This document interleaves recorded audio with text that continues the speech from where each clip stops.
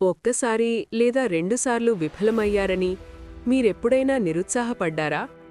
ఒక సులభైన గణిత ప్రశ్నకు సమాధానం చెప్పలేకపోయారని మీ టీచర్ మిమ్మల్ని మూర్ఖుడు అన్నారా? ఉద్యోగం పోయిందా? జీవితం మీపై చేతులెత్తేసినట్టు అనిపించిందా?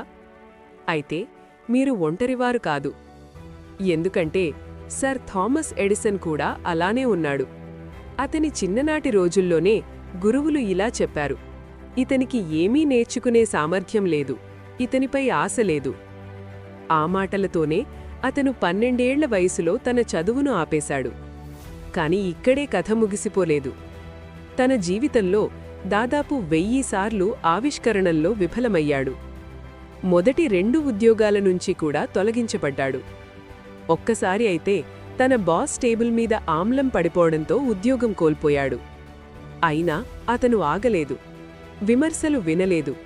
వైఫల్యాలను భయపడలేదు.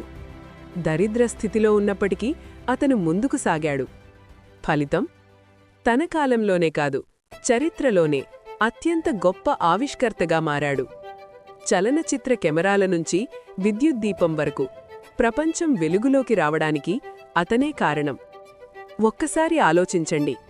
అతను అప్పుడే వదిలేసి ఉంటే ఈరోజు కూడా మన జీవితాలు కొవ్వొత్తుల వెలుగులోనే ఉండేవి.